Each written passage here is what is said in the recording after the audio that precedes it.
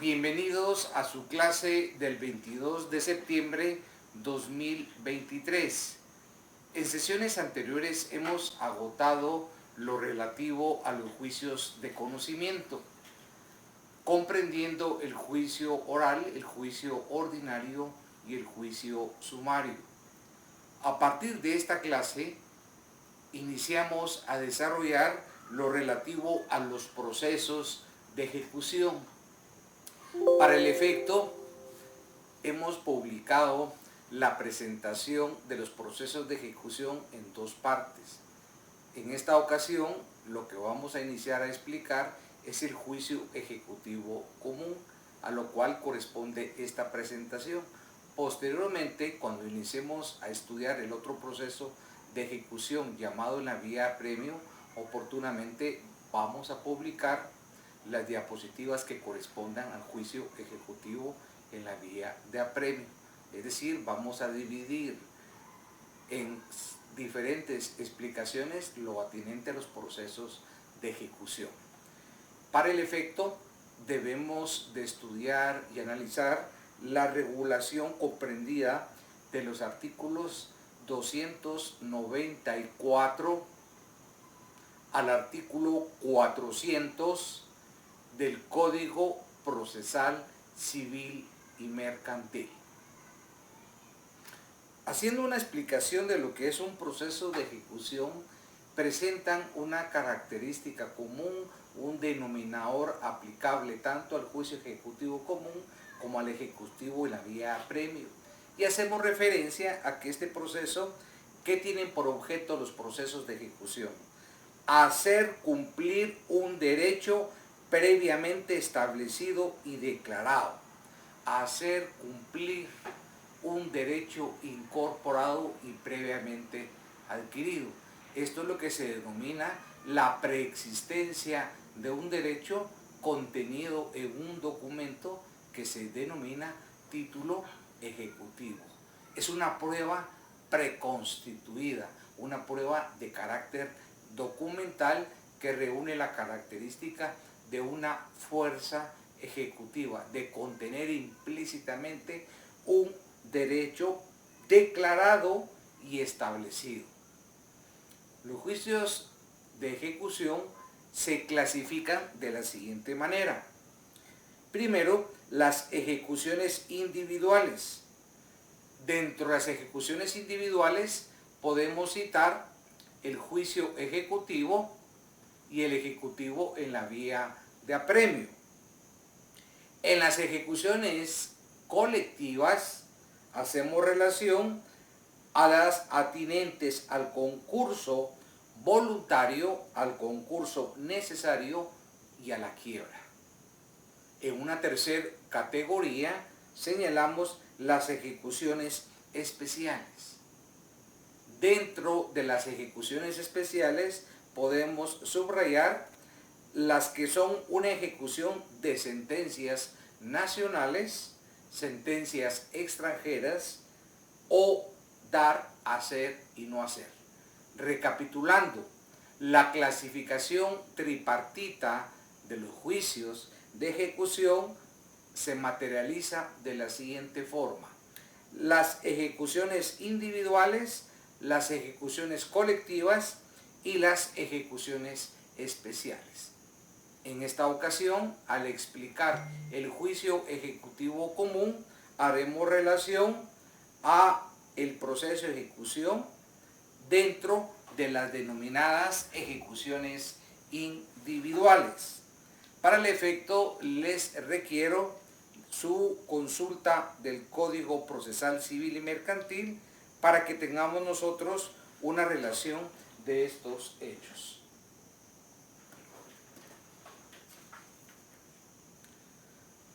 Iniciamos el estudio del juicio ejecutivo común a partir del artículo 327 del Código Procesal Civil y Mercantil, el cual se ubica dentro del título segundo denominado Juicio Ejecutivo.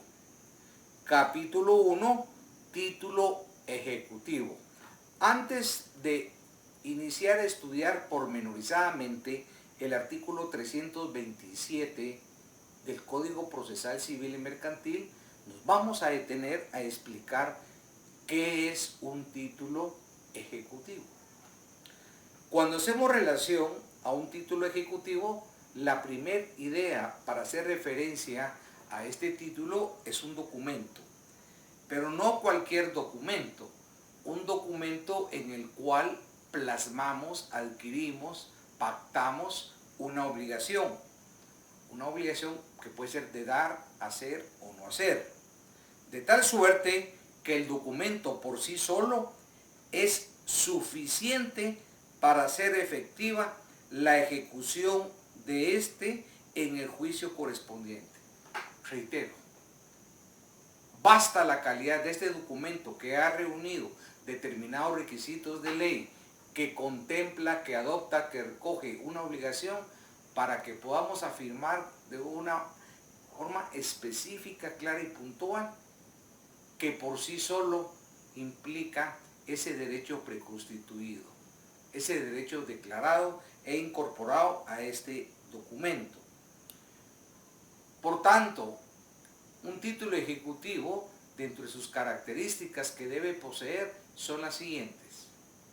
La primera, certeza jurídica. Ese documento llamado título ejecutivo nos tiene que presentar esa seguridad jurídica, tenerse por cierto el título por cumplir, por contar con las formalidades que la ley ordena para su celebración al momento de su creación. Si cumplimos con esas formalidades que la ley exige al momento de su celebración, genera una importante consecuencia jurídica. ¿Y cuál es esa consecuencia jurídica? Que ese título ejecutivo, al cumplir con esos requerimientos, nos lo va a brindar como un título ejecutivo formal y eficaz, al estar revestido de una formalidad, de una confianza, de una certeza jurídica en su contenido. En virtud que en este título ejecutivo, que en este documento, se va a especificar quién es el deudor en esa relación obligatoria, quién es el acreedor en esa obligación y específicamente la cantidad en dinero. En unos segundos voy a explicar por qué esa cantidad debe ser líquida, exigible y de saldo vencido.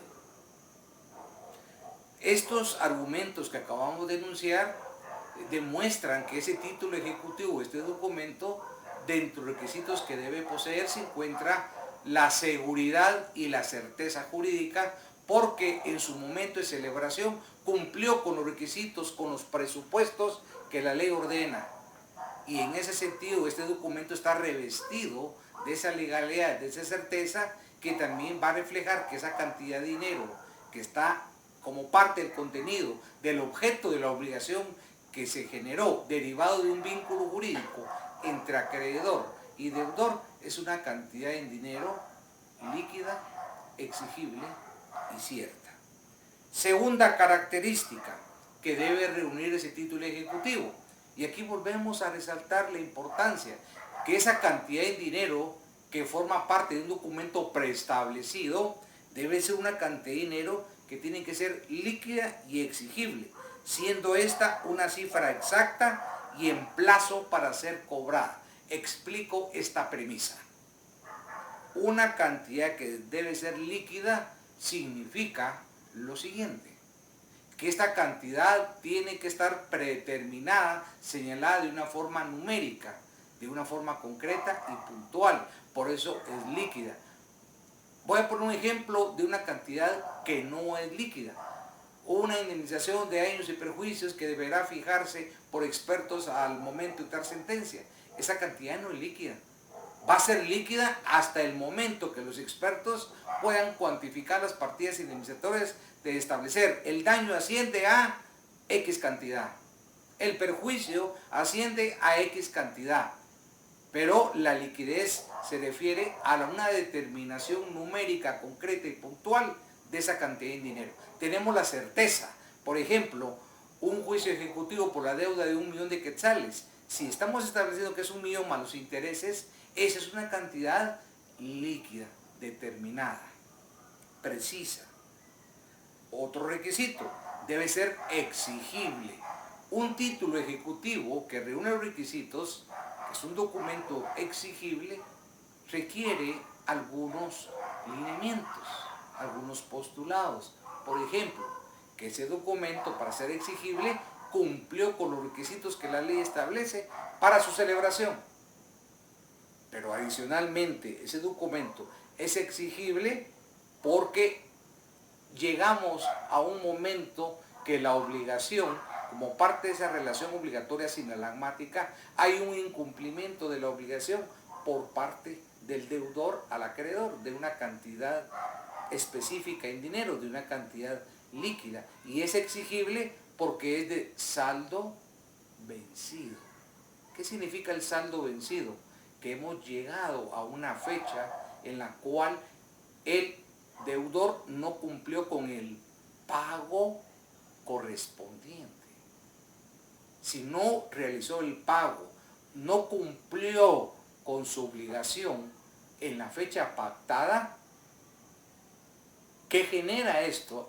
Un incumplimiento de la obligación, que es una obligación de dar, de pagar dinero, y por lo tanto, si incumplimos la fecha, el plazo contractual acordado, su consecuencia ¿cuál es? Que es de saldo vencido. Entramos a un proceso de mora y por lo tanto el título ejecutivo, además de ser una cantidad líquida exigible, es de un saldo vencido. ¿Y qué faculta al acreedor? Que este título ejecutivo cumpla con estos requisitos, poder plantear la demanda de un juicio ejecutivo común. Distinto va a ser el procedimiento que vamos a ver en la próxima sesión de clase al ejecutivo en la vía previa. El ejecutivo común, la demanda también tiene que cumplir con los artículos 61, 106 y 107 del Código Procesal Civil y Mercantil, con un requisito fundamental, que un documento esencial acompañar a la demanda de un juicio ejecutivo es el título ejecutivo. Por ejemplo, si incumplió el deudor al acreedor, el acreedor tiene que probar que prima facie se celebró un contrato de mutuo o de préstamo y acompañar la copia de la escritura, que se llama testimonio especial. Adicionalmente a esto, va a acreditar el acreedor en su narrativa argumentativa, le va a demostrar al juez que en primer lugar hay un vínculo contractual entre acreedor y deudor. El siguiente supuesto, ¿cuál va a ser? Su premisa mayor, premisa menor, va a demostrar al juez que el deudor incumplió con su pago en la fecha pactada, obligada. ¿Y cuál es la conclusión? Obligación de pagar, obligación de ejecutar, y la pretensión va a ser que se obliga el demandado a pagar la deuda más los intereses correspondientes. En este caso, la deuda no tiene garantía prendaria ni garantía hipotecaria. Pues si el título ejecutivo y el préstamo se hubiera celebrado con una garantía de un derecho real como los citados, no se tramitaría un juicio ejecutivo común. La vía correcta, como veremos en la próxima sesión de clase, ¿cuál sería? Sería un juicio ejecutivo en la vía de apremio. Todo esto hemos relacionado a lo que se refiere título ejecutivo. ¿Qué es un título ejecutivo? ¿Por qué es un documento? ¿Por qué tiene una prueba preconstituida que va incorporado a un derecho declarado establecido y sus requisitos de cantidad líquida exigible y saldo vencido? Estos son requisitos que vamos a conceptualizar como título ejecutivo. Ahora bien, ya estamos en la capacidad de definir un título ejecutivo, cuáles son sus requisitos, la clasificación de los juicios ejecutivos. Partiendo de esta narrativa, podemos señalar que el artículo 327 del Código Procesal lleva por epígrafe procedencia del juicio ejecutivo. De la misma manera que en sesiones anteriores estudiamos los asuntos y la procedencia de un juicio ordinario, de un juicio oral, de un juicio sumario, como ubicado dentro de la categoría juicio y conocimiento, lo mismo estamos haciendo en esta ocasión, pero enmarcados en los juicios de ejecución, donde ya hay un derecho preestablecido, un derecho declarado, refiriente a una cantidad de dinero. Por consiguiente, el 327 señala procedencia del juicio ejecutivo, expresado en otros términos. ¿En qué casos, en qué asuntos, en qué supuestos procede discutir este asunto en un juicio ejecutivo?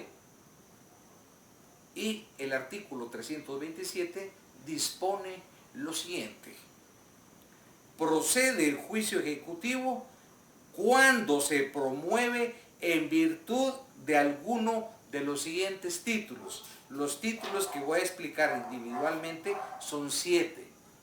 Aquí ya arribamos a una conclusión, que los asuntos que se van a tramitar dentro de un juicio ejecutivo común son los títulos ejecutivos. Ya expliqué su definición, ya narré sus características. Ahora en este caso nos corresponde analizar específicamente cada uno de los títulos ejecutivos que el artículo 327 del Código Procesal Civil y Mercantil los delimita, y por su importancia los voy a leer y explicar individualmente. Para ello requiero y necesito que tengan a la mano su Código Procesal Civil y Mercantil, y los exhorto a que me acompañen en esta lectura, en este análisis, en esta discusión, para poder delimitar con claridad cuáles son los títulos ejecutivos que se tramitan en el juicio ejecutivo común de acuerdo al estipulado en el artículo 327 del Código Procesal Civil y Mercantil. Iniciamos el estudio. El numeral 1. El numeral 1 es un título ejecutivo que faculta al acreedor para presentar su demanda y acompañar este título ejecutivo que la ley denomina testimonios de las escrituras públicas. Por razones didácticas y de mayor comprensión, voy a explicar separadamente los 7 títulos ejecutivos que contempla el artículo 327. Cuando hacemos referencia a los testimonios de las escrituras públicas, es importante que tengamos a la mano el Código de Notariado en el artículo 66, donde nos explica qué es un testimonio de una escritura pública. Cuando ustedes lean, analicen testimonio de escritura pública, hacemos referencia a una copia de la escritura matriz. ¿Y cuál es la escritura matriz? Son esas escrituras públicas que forman parte de un protocolo. Y el protocolo como tal no se puede acompañar a una demanda, porque el protocolo, el depositario es el notario. Y el notario no puede aportar un documento original que es la escritura pública reflejada en ese documento. Lo que la ley ordena es emitir copias. Por eso es que el numeral 1 dice: los testimonios de escrituras públicas, y el testimonio de una escritura pública equivale, se traduce en una copia de la escritura matriz. ¿Dónde obra? ¿Dónde se registra la escritura matriz? En protocolo, que se llama un registro notarial, bajo la responsabilidad del notario, quien por disposición de ley se considera depositario. Y al momento de fallecer este protocolo queda en disposición, los familiares tienen la obligación de presentarlo al Archivo General de Protocolos, donde aparecen todos los registros de los instrumentos públicos autorizados por notarios, que recuerden, de conformidad con el 186, produce y hace plena prueba. Son conceptualizados documentos públicos que van a ser valorados bajo el sistema legal, siempre y cuando no hayan sido redarguidos, no hayan sido atacados de nulidad o falsedad. El artículo 66 del Código de Notariado señala: testimonio es la copia fiel de la escritura matriz, de la razón de auténtica o legalización o del acta de protocolación, extendida en papel sellado correspondiente y sellada y firmada por el notario autorizante o por el que deba sustituirlo de conformidad con la presente ley. ¿Qué significa? Aquí vamos a diferenciar lo que es una escritura matriz, es la que expliqué, pero es diferente la razón de una auténtica. La auténtica de una firma solo se dice que fue puesta en mi presencia por X persona que voy a identificar, pero no prejuzga sobre el documento en su contenido, solo por una firma. Igual sucede la legalización o del acta de protocolación, son tres instituciones diferentes. En resumen, el numeral 1, los testimonios de escrituras públicas son la copia fiel de la escritura matriz. ¿Y dónde obra la escritura matriz? En un protocolo, en un registro notarial. Vamos al numeral 2 del artículo 327 del Código Procesal Civil y Mercantil. Es otro de los títulos ejecutivos que están señalados dentro de un número cerrado que contempla el 327. El numeral 2, el título ejecutivo, consiste en lo siguiente: la confesión del deudor prestada judicialmente, así como la confesión ficta cuando hubiere principio de prueba por escrito. Tres supuestos diferentes de este título ejecutivo. El primero, la confesión del deudor prestada judicialmente. ¿Qué característica presenta este tipo de confesión? Que la confesión la realizó dentro de un proceso que cumple todas las garantías. Por eso se afirma que es una confesión de carácter judicial realizada ante el juez dentro de una carpeta judicial. Primer supuesto. Segundo supuesto, la confesión ficta. Es diferente a la confesión ficta cuando hubiere principio de prueba por escrito. Al respecto también les sugiero leer respecto a la confesión los artículos 140 y 141 del Código Procesal Civil y Mercantil. Repito, para estudiar el tema de la confesión, leer los artículos 140 y 141 del Código Procesal Civil y Mercantil. Cambiemos de título ejecutivo, siempre enmarcados en el artículo 327 del Código Procesal Civil y Mercantil.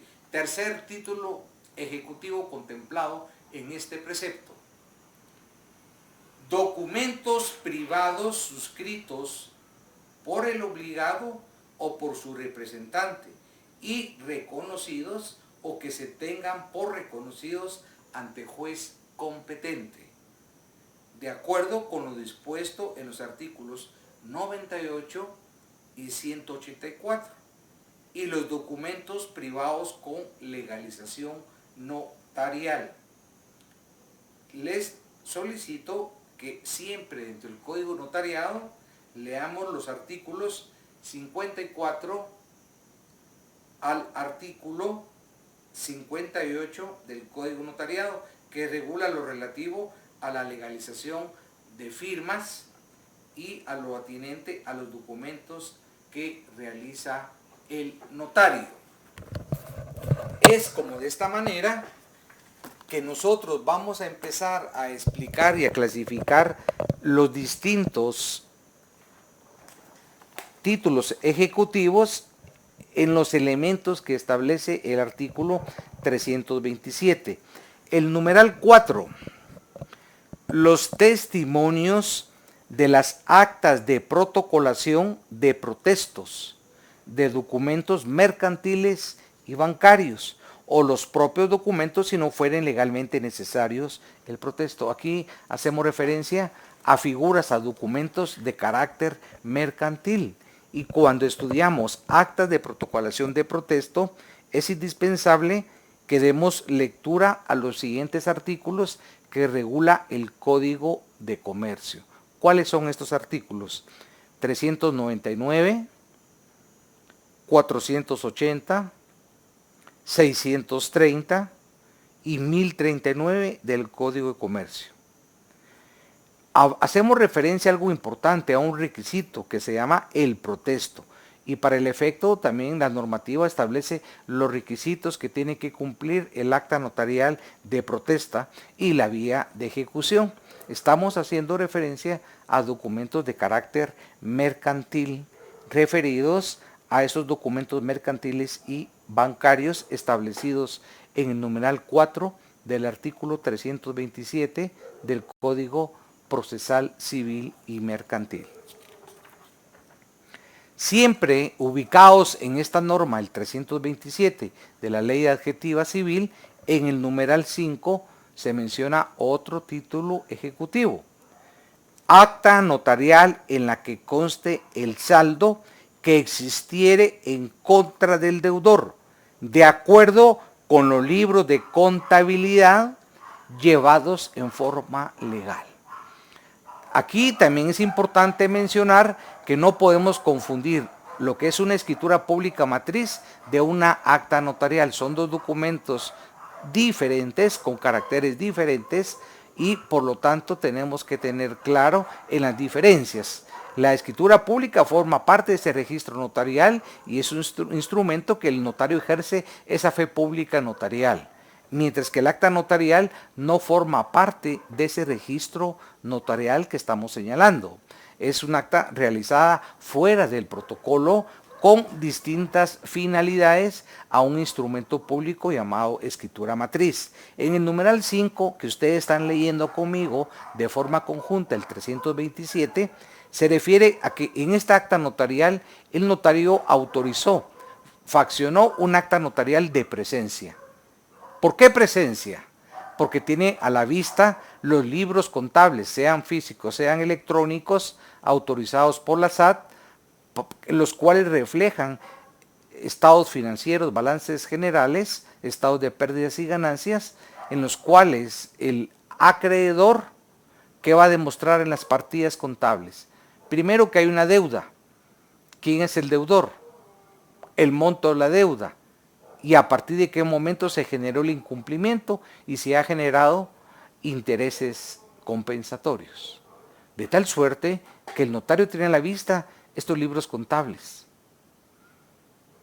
y hace constar en el acta notarial que va a autorizar que existe un saldo pendiente de cumplir por parte del deudor y hace constar mediante su acta notarial de presencia que hay un saldo deudor de conformidad con los libros contables que tiene a la vista y realiza una descripción de estas partidas contables. Por eso se llama acta notarial en la que conste el saldo que existe en contra del deudor. Y por lo tanto se materializa en un título ejecutivo explicado en el numeral 5. Numeral 6. Las pólizas de seguros. Cuando hablamos de pólizas de seguros, tenemos que ir nuevamente al Código de Comercio. Y los exhorto a que lean los artículos 887 al 891 del Código de Comercio para poder entender qué es una póliza de seguro. Pero en el numeral 6 también comprende como título ejecutivo las pólizas de seguros, de ahorros, de fianzas y los títulos de capitalización que sean expedidos por entidades legalmente autorizadas para operar en el país. ¿Por qué? Porque ahí entramos a figuras de carácter mercantil que entran al proceso de fiscalización de la Superintendencia de Bancos, que son las sociedades anónimas especiales con caracteres financieros, aseguradoras, bancos, financieras que pueden formar parte de un grupo financiero, haciendo referencia a figuras de índole mercantil. Numeral 7 y el último numeral del 327. Aquí se refiere a este título ejecutivo. Toda clase de documentos que por disposiciones especiales tengan fuerza ejecutiva. Todo documento que por disposición especial tengan fuerza ejecutiva. Lo expliqué al inicio de hoy, que es una fuerza ejecutiva, es una característica de un título ejecutivo que refleja una cantidad preconstituida, establecida, y que es una prueba preexistente, y que es una fuerza ejecutiva porque este título ejecutivo, que es un documento, es una cantidad líquida, exigible y de saldo vencido. Lo que quiere explicar el legislador en el numeral 7 es todos aquellos ejemplos de este título que tenga un documento de fuerza ejecutiva no regulados en el 327, regulados en otras partes de nuestra normativa, que aquí tenemos que hacer un proceso de integración y buscar en nuestro código que otros ejemplos conceptualiza el legislador como un título ejecutivo para irlo a discutir y a poner como prueba preconstituida en un juicio ejecutivo común. Voy a citar algunos ejemplos por disposición de ley. Los billetes o documentos legalmente expedidos que acreditan la participación en una rifa o lotería. Artículo 2142 del Código Civil. De igual forma, las libretas de ahorro, certificados de depósito, certificados de inversión, bonos que señala el artículo 110 de la Ley de Bancos y Grupos Financieros. Otro título ejecutivo por disposición de ley que nos remite el numeral 7 del 327 es el siguiente. Actas de conciliación levantada ante juez. Artículo 66, literal E, de la Ley del Organismo Judicial. Otro ejemplo, acta notarial de registros contables según el Código de Comercio en el artículo 11. Igual forma, la Ley de Almacenes Generales de Depósito, artículo 13, inciso 5, de la Ley de Sociedades Financieras Privadas. Son ejemplos de otros títulos ejecutivos por disposición de ley. Dejamos el artículo 327 porque ya explicamos de forma individual todos los títulos ejecutivos que señalan en los 6 numerales y el artículo 327, numeral 7, a qué casos nos remite a supuestos por disposición de ley. El artículo 328 del Código Procesal Civil y Mercantil enuncia lo siguiente. Además de las disposiciones especiales previstas en este título y en el siguiente, se aplicarán las normas correspondientes a la vía de apremio. Los títulos enumerados en el artículo 327 pierden su eficacia ejecutiva en los mismos casos previstos por el artículo 296. El artículo 328 contiene 2 premisas diferentes que les voy a explicar de forma separada. La primera premisa que está contenida en el primer párrafo señala que la normativa, los artículos que regulan la ejecución en la vía de apremio van a ser aplicados también por analogía al juicio ejecutivo común, salvo disposiciones específicas y con las diferencias que existen matizadas. Una diferencia esencial: en un juicio ejecutivo común termina normalmente por medio de una sentencia. El juicio ejecutivo en la vía de apremio no se va a dictar sentencia. Y ahí vamos a ver otras diferencias, pero este es un procedimiento de integración del procedimiento aplicando las normas del juicio ejecutivo en la vía de apremio al juicio ejecutivo común, salvo, exceptuando las disposiciones específicas concretas. Y el segundo párrafo, el 328, se refiere a la eficacia. Entonces tenemos que recurrir al plazo. Al plazo es de 5 años si se trata de obligaciones simples y 10 años si hubiere prenda o hipoteca. ¿Qué es una obligación simple? La que no tiene una garantía de un derecho real como prenda o hipoteca. 5 años el plazo de eficacia y validez. 10 años si la obligación está garantizada con prenda y con hipoteca. ¿Y qué sucede si nos van a demandar con un título ejecutivo que haya excedido en demasía este plazo. La parte demandada, ¿qué puede hacer? Puede hacer el planteamiento de una excepción para poder atacar la eficacia por razones de tiempo. Sobre esa base está claramente explicado el artículo 328 y vamos a iniciar los procedimientos a partir del artículo 329, procedimientos dentro del juicio ejecutivo común. Audiencia al ejecutado. Promovido el juicio ejecutivo, es decir, desde el momento que se le notifica la demanda al demandado, al sujeto pasivo de esa relación procesal, el juez va a calificar el título en que se funde la demanda. Cuando hablamos de que el juez va a calificar el título, significa lo siguiente. El juez examina si el documento, que es el título ejecutivo, fue suscrito, fue elaborado, fue faccionado, cumpliendo los requisitos que la ley establece. Y adicionalmente, si ese documento apareja, implica una obligación líquida, exigible y de saldo vencido. A eso se refiere la norma cuando enuncia que el juez tiene la obligación de calificar el título y que se funde. Y si lo considera suficiente el juez, ¿qué significa eso? Si el juez examinó que el título cumple con todos los requisitos de ley, y si es suficiente, y que la cantidad que se reclama fuera líquida y exigible, librará o despachará el mandamiento de ejecución, el requerimiento de ejecución, el requerimiento de pago, ordenando el requerimiento del obligado y el embargo de bienes, si esto fuera procedente, y dará audiencia al ejecutado por un plazo de 5 días, para que se oponga o haga valer sus excepciones. Aquí nos referimos a las actitudes del demandado, del ejecutado. El ejecutado, porque es el deudor el que incumplió su obligación de dar, de pagar la cantidad de dinero en la forma y en la fecha establecida.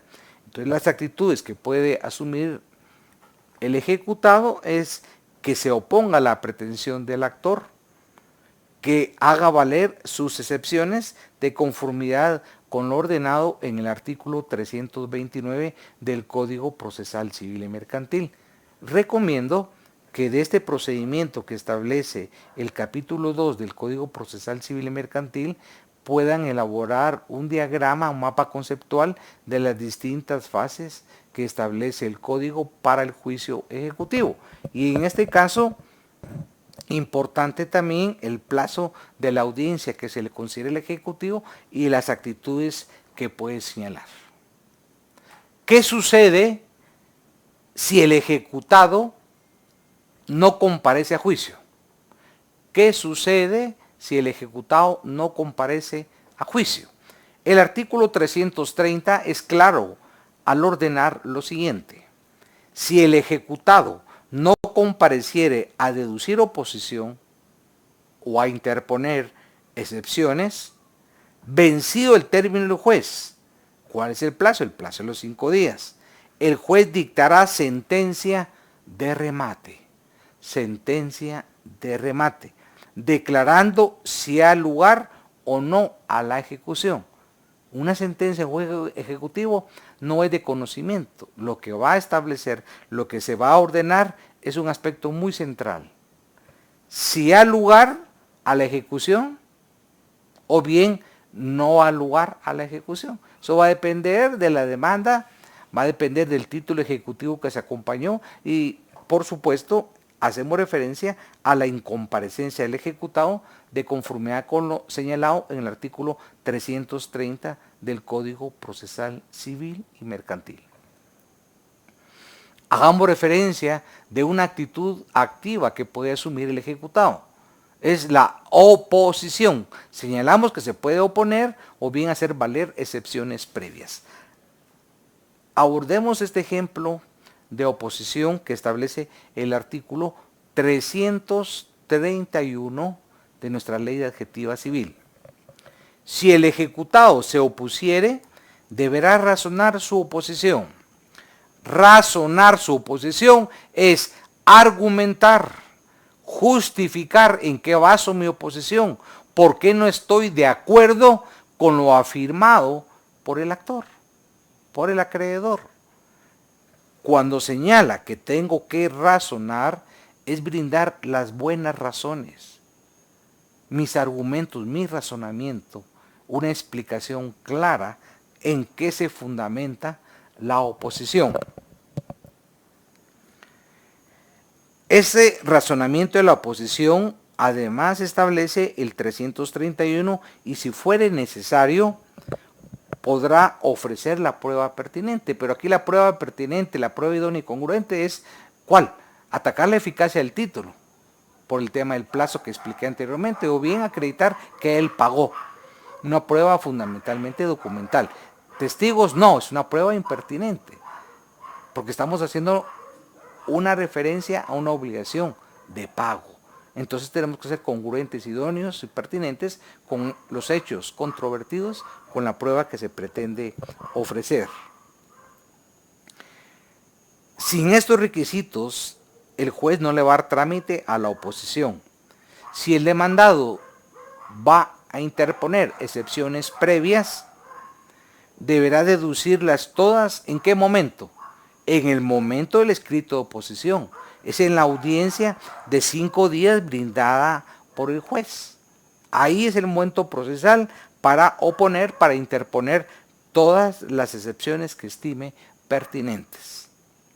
Siempre en el tercer párrafo del artículo 331 del Código Procesal Civil y Mercantil se establece: el juez va a oír, el juez va a escuchar por 2 días al ejecutante y con su contestación o sin ella mandará a recibir pruebas por el término de 10 días comunes a ambas partes, si lo pidiera alguna de ellas o el juez lo estimare necesario. En ningún caso se otorgará término extraordinario de prueba. Pasemos a comentar este párrafo. Sí tenemos que tener bien claros los términos. Ejecutado, ejecutante. ¿Quién es el ejecutante? El actor, el acreedor. ¿Quién es el ejecutado? El demandado, el deudor, incumplidor. O sea, tenemos que tener precisión en esta diferencia. Algo importante es el plazo de los 2 días que el juez va a otorgar. ¿A quién? Va a otorgar al ejecutante. Y con su contestación o sin ella, va a mandar a recibir las pruebas dentro de un plazo. La ley tiene una estrecha vinculación con el tiempo. Y aquí el tiempo para recibirles es por el término de 10 días comunes. ¿Qué significa comunes? Aplicable a las partes. Si lo pidiera alguna de ellas o el juez lo estima necesario, puede ser que se vaya a relevar de pruebas si no es solicitado por las partes la apertura de este periodo probatorio. En ningún caso se va a otorgar un término extraordinario de prueba. Hablemos de la sentencia que alude el artículo 332. Vencido el término de la prueba, el juez se va a pronunciar sobre la oposición y en su caso sobre todas las excepciones deducidas. Pero si entre estas excepciones se halle la de incompetencia, se va a pronunciar sobre las restantes, solo en el caso de haber rechazado la incompetencia. Si la excepción de incompetencia fuera acogida, es decir, declarada con lugar, el juez se abstendrá de pronunciarse sobre lo demás. En este caso, se aguardará a que quede ejecutoriada la resolución para decidirse las restantes excepciones y la oposición por quien sea competente. La sentencia de segunda instancia, en los casos en que la excepción de incompetencia fuera desechada en el fallo de primera, se va a pronunciar sobre todas las excepciones y la oposición siempre que no revoque lo decidido de manera relativa a la incompetencia.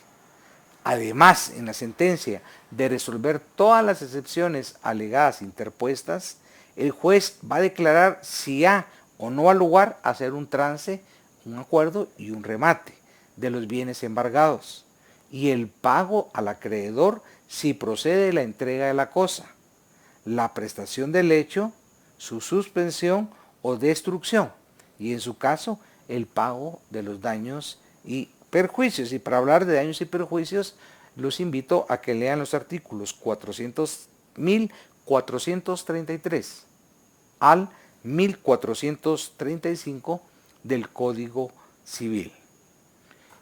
¿Qué sucede si hay incompetencia? ¿Cuáles son sus efectos? ¿Cuáles son sus consecuencias? Debemos de ir al artículo 333, que señala lo siguiente: cuando la resolución declare procedente la excepción de incompetencia, condenará en costas procesales al actor, pero declarará vigente el embargo y dispondrá que los autos pasen a un juez competente para la decisión del juicio, siendo válido todo lo actuado con anterioridad. Igual es importante plantearnos la siguiente interrogante: ¿cuáles son los medios de impugnación y los recursos que aplica el Código para el juicio ejecutivo común? El artículo 334 establece que el juicio ejecutivo únicamente el auto que deniegue el trámite a la ejecución, la sentencia y el auto que apruebe la liquidación serán apelables. Dicho de otra forma, las únicas resoluciones que son apelables dentro del juicio ejecutivo común es el auto que le da trámite a la ejecución, la sentencia y el auto que apruebe la liquidación. Son las únicas tres resoluciones, los autos que pueden ser objeto de apelación. De tratarse de la impugnación de cualquiera de estas tres resoluciones, el Tribunal Superior va a señalar para la vista dentro de un término que no exceda de 5 días, pasado el cual resolverá dentro del plazo de 3 días, so pena de responsabilidad personal de conformidad con lo establecido en el artículo 334 del Código Procesal Civil y Mercantil. A continuación les sugiero su atención especial porque es aplicable al juicio ejecutivo, no es aplicable a los juicios de conocimiento, lo que ordena el artículo 335, que lleva por epígrafe lo siguiente: juicio ordinario posterior. Juicio ordinario posterior. La sentencia dictada dentro del juicio ejecutivo que venimos explicando a lo largo de estas distintas etapas no pasa en autoría de cosa juzgada, a diferencia de las sentencias de los juicios ordinarios que provocan una cosa juzgada. Es una resolución ejecutorial donde no cabe recurso alguno ni notificación pendiente. Producen una cosa juzgada formal y una cosa juzgada material. Pero insisto, en los juicios de conocimiento, la sentencia sí provoca cosa juzgada. Una resolución ejecutorial, una resolución firme. No hay recurso pendiente ni notificación. Sin embargo, en el materia del juicio ejecutivo, de acuerdo al estipulado en el artículo 335, esa sentencia no llega a tener la categoría, no llega a tener el estado de cosa juzgada, no llega a traducirse en una resolución firme, en una resolución ejecutorial, pues lo decidido puede modificarse en un juicio ordinario posterior donde se va a discutir la controversia que fue en materia del juicio ejecutivo, pero lo vamos a discutir en un juicio ordinario posterior, en un juicio de conocimiento. Para esto, para el juicio ordinario, tenemos que volver a leer el trámite del artículo 96 al 198 del Código Procesal Civil y Mercantil. Este juicio ordinario posterior puede promoverse cuando se haya cumplido la sentencia dictada en el juicio ejecutivo. Se puede plantear el juicio ordinario hasta el momento que se haya cumplido con la sentencia dictada en el juicio ejecutivo. Para conocer el juicio ordinario posterior, cualquiera que sea la naturaleza de la demanda que se interpone, es competente el mismo tribunal que conoció en la primera instancia del juicio ejecutivo. Significa que, por ejemplo, si el juzgado quinto y primera instancia civil conoció el juicio ejecutivo y lo resolvió, es el mismo que debe conocer el juicio ordinario posterior que se puede plantear cumpliendo con los requisitos que exige el artículo 335 del Código Procesal Civil y Mercantil. ¿Qué estamos realizando mediante un juicio ordinario posterior? Una revisión de lo actuado. ¿Revisión de qué? De lo actuado en el juicio ejecutivo. Y para el efecto, el último párrafo del artículo 335 señala: el derecho a obtener la revisión de lo resuelto en el juicio ejecutivo caduca a los 3 meses de ejecutoriada la sentencia dictada en este, o de concluidos los procedimientos de ejecución en su caso. Por consiguiente, si queremos plantear un juicio ordinario posterior de revisión de lo actuado en un juicio ejecutado, tenemos como máximo un plazo de 3 meses. ¿Y a partir de qué 3 meses? A partir de ejecutoriada la sentencia en juicio ejecutivo. Y tenemos que tener mucha claridad y tener presente el plazo de los 3 meses para no incurrir en caducidad. Porque si lo planteamos después de 3 meses de haber ejecutoriado la sentencia del juicio ejecutivo, la parte demandada sencillamente va a interponer una excepción de caducidad por haberlo planteado fuera del plazo de los 3 meses y el juez va a declarar con lugar esa oposición, esa defensa procesal. Para terminar, les vuelvo a repetir que para estudiar el juicio ejecutivo debemos de leer del artículo 327 al artículo 335 del Código Procesal Civil y Mercantil. Finalizamos la clase del juicio ejecutivo. Les deseo lo mejor, que estén muy bien. Hasta luego.